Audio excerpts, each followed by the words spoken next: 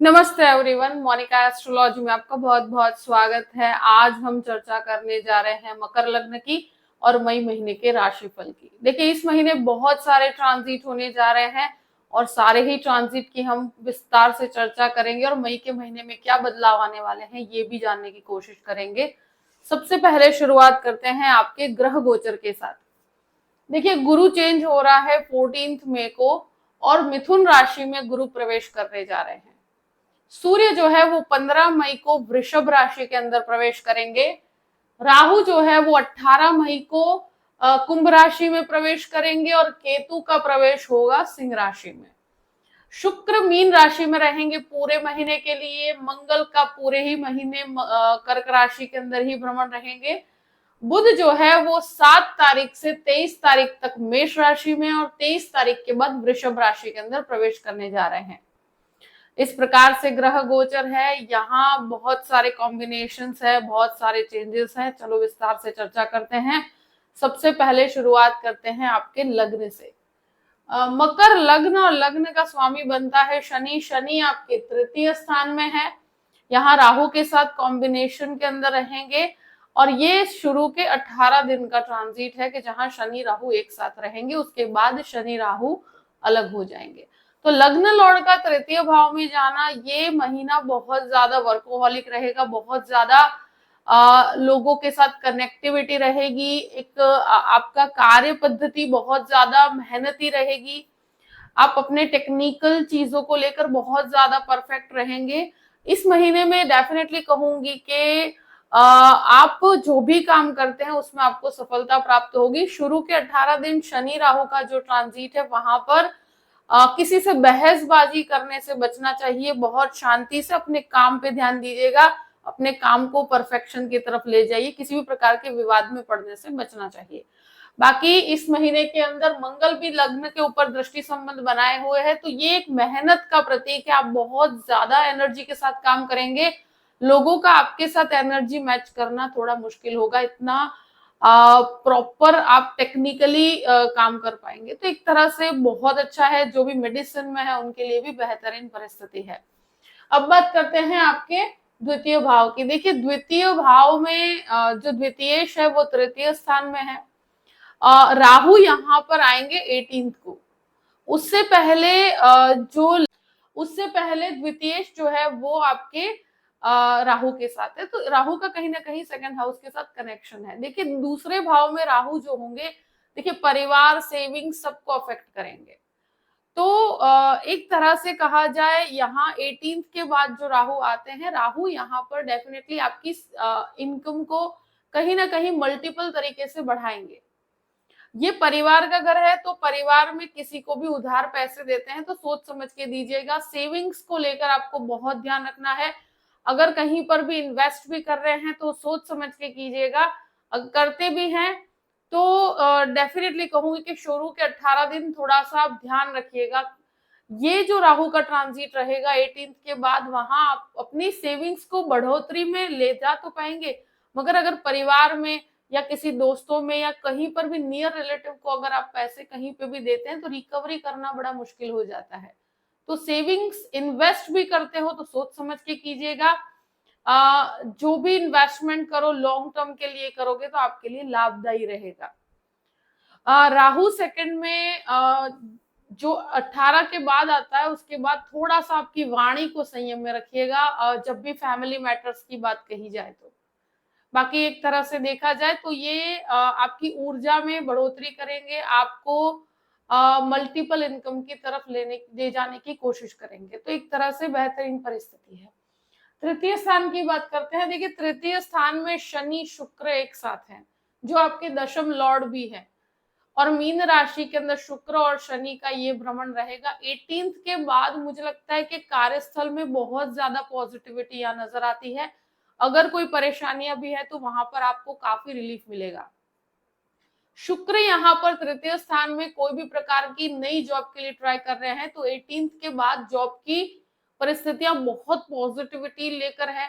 शनि शुक्र का कॉम्बिनेशन आपको बहुत बेहतर एक्सपोजर देता है, लोगों के साथ कनेक्ट करता है। ट्रैवलिंग बहुत अच्छी रहेगी और कहीं ना कहीं आपके लिए फायदे कारक परिस्थिति है।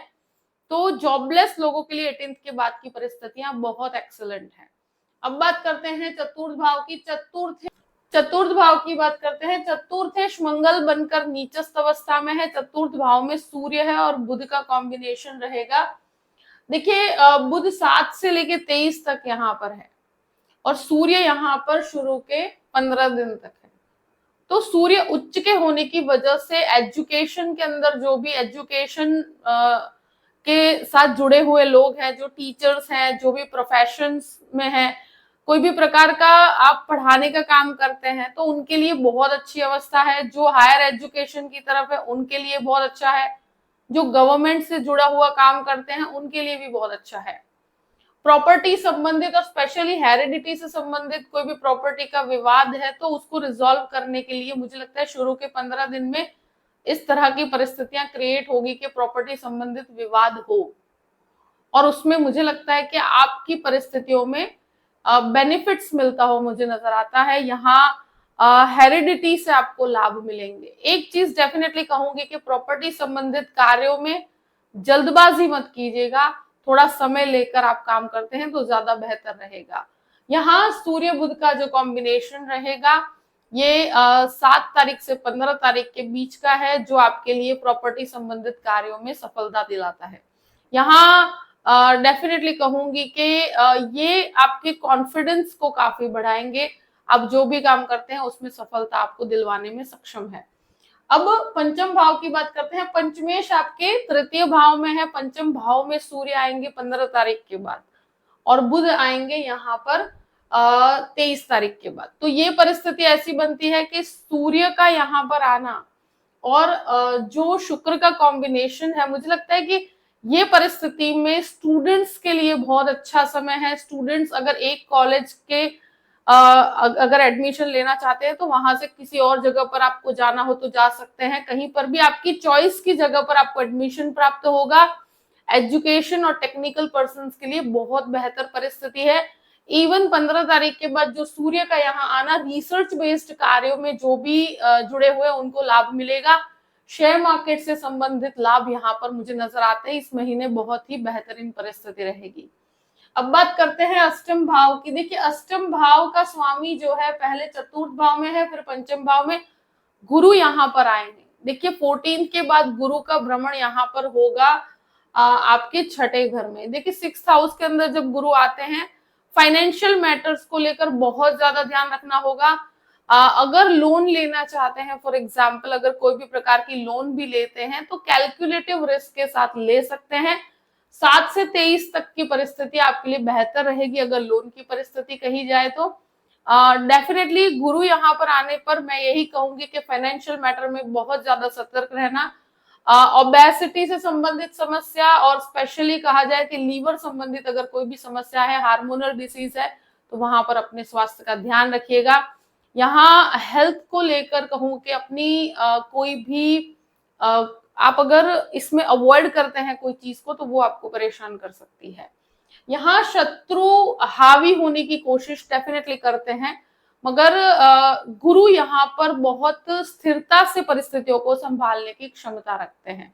7th हाउस की बात करते हैं। 7th हाउस में मंगल नीचस्थ है। गृहस्थ जीवन के अंदर उतार चढ़ाव, गृहस्थ जीवन में छोटे मोटे लड़ाई झगड़े, क्लैश की परिस्थिति इस महीने रहेगी। घर परिवार के अंदर और आपके लाइफ पार्टनर के बीच में कुछ विवादित परिस्थिति रहेगी। तो और साथ में अगर आप पार्टनरशिप बिजनेस करते हैं तो यहाँ सोच समझ के आगे बढ़िएगा। मुझे लगता है कि इस समय के अंदर पार्टनरशिप बिजनेस जो ऑलरेडी कर रहे हैं वहां पर भी एक विवादित परिस्थिति है।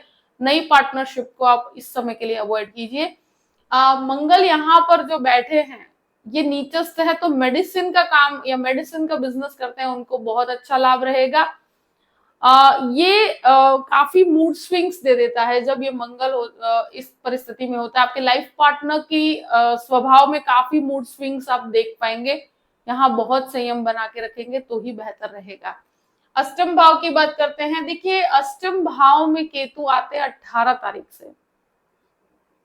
अष्टम केतु कहीं ना कहीं एक तरह से कहा जाए स्पिरिचुअल भी काफी बनाता है, आध्यात्म में आपका इंटरेस्ट बढ़ता है, कहीं ना कहीं एकांत प्रिय भी बनाता है। सूर्य यहाँ के लॉर्डशिप लेकर है जो चतुर्थ भाव में और फिर पंचम भाव में है, तो रिसर्च बेस्ड कामों के लिए अच्छा है, स्पिरिचुअल रिसर्च के लिए भी अच्छा है, आध्यात्मिक चिंतन के लिए भी बहुत बेहतर रहेगा। नवम भाव की बात करते हैं। देखिए नवम भाव में यहाँ पर 18 दिन तक केतु है, बाद में केतु यहाँ से हट जाएंगे। यहाँ की लॉर्डशिप जो है वो बुध के हाथ में है जो आपके चतुर्थ भाव में और फिर पंचम भाव में, तो ये स्पिरिचुअल कनेक्शन कहीं ना कहीं आपके बढ़ते हुए नजर आती है। स्पिरिचुअल यात्राओं के लिए बहुत अच्छा समय है, स्पिरिचुअल कार्य, कुछ आध्यात्मिक कार्यों के लिए आपके लिए बेहतर रहेगा।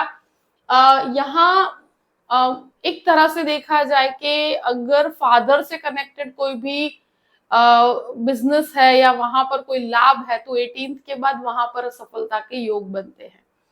10th हाउस की बात करते हैं। 10th लॉर्ड जो है वो तृतीय भाव में है। एक तरह से आपके जॉब से कनेक्टेड ट्रैवलिंग, बिजनेस से कनेक्टेड ट्रैवलिंग और ट्रैवलिंग और मार्केटिंग एडमिनिस्ट्रेशन सबसे बहुत अच्छा लाभ है। ये कहीं ना कहीं लोगों के बीच में लाकर खड़ा करता है, आपके टेक्निकल नॉलेज को आगे बढ़ाता है। 18th के बाद क्या है कि शनि शुक्र का जो कॉम्बिनेशन बहुत ही अच्छा काम करेगा और आपके प्रोफेशनल करियर के लिए बहुत बेहतर परिस्थिति है, अपॉर्चुनिटीज प्राप्त होती है। शुरू के 18th तक आप किसी के साथ भी उलझने से बचिएगा।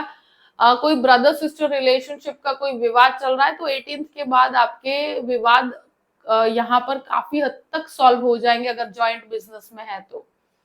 अब बात करते हैं यहाँ पर 11th हाउस की। देखिए 11th लॉर्ड जो है वो आपके 7th हाउस से जुड़े हुए नीचस्थ है। बड़े भाई बहनों के साथ अगर कोई विवाद चल रहा है तो वहां पर थोड़ा मुझे लगता है कि इस महीने बहुत ज्यादा रिएक्टिव होने से बचना चाहिए। यहाँ बिजनेस जो भी कर रहे हैं उसमें लाभ की प्राप्ति होगी। फाइनेंशियल लाभ के लिए शायद थोड़ा सा आपको वेटिंग में रखा जाए। 12th हाउस की बात करते हैं। 12th लॉर्ड जो है वो छठे घर में है। देखिए कोर्ट कचहरी के विवाद में अब मैं यही कहूंगी कि 14th के बाद की परिस्थिति जो है वहां बहुत म्यूचुअल अंडरस्टैंडिंग के साथ अगर कोई भी प्रकार का आप केस है तो उसको अगर बैठकर सॉल्व कर देते हैं या आउट ऑफ द कोर्ट खत्म करते हैं वो आपके लिए बेनिफिशियल रहेगा। किसी भी प्रकार के विवाद को अगर बढ़ाते हैं इस समय में तो आपके लिए परेशानी है। अगर शुरू के 14 तक अगर कोई विवाद खत्म हो जाता है तो बेस्ट है, बाकी 14 के बाद तो म्यूचुअल अंडरस्टैंडिंग के साथ ही आप करते हैं तो आपके लिए बेहतर रहेगा। रिएक्टिव होने से यहाँ आपको नुकसान है। गुरु खुद के घर को देखते हैं तो यहाँ आपका नुकसान नहीं होगा, मगर कोर्ट कचहरी के मैटर को जितना आप जल्दी खत्म करते हैं आपके लिए बेहतर है। यहाँ जो भी विदेश से कनेक्टेड या विदेश जाकर पढ़ाई करना चाहते हैं उसके लिए अगर कोई लोन लेना चाहते हैं तो डेफिनेटली उन स्टूडेंट्स के लिए समय 14th के बाद अगर आप इस प्रकार का कोई भी लोन लेना चाहते हैं तो ले सकते हैं। यहाँ आपको फाइनेंशियल मैटर्स को लेकर अब बहुत ज्यादा कैलकुलेटिव रहना होगा क्योंकि कुछ ना कुछ फाइनेंशियल खर्चे, कुछ ऐसे खर्चे जो आपने सोचे ना हो ऐसे उठाने पड़ सकते हैं, फैमिली के अंदर हो सकते हैं, मगर कैलकुलेटिव रहिएगा। बहुत ज्यादा खर्च करने की प्रवृत्ति है, बहुत ओवर एक्सपेंडिचर की तरफ मत जाइएगा। जो भी परिस्थिति है मैंने आपके सामने रख दी है। आई होप कि ये वीडियो आपको पसंद आया होगा। पसंद आया हो तो लाइक भी कीजिएगा और सब्सक्राइब भी कीजिएगा। Thank you so much. जय श्री कृष्णा।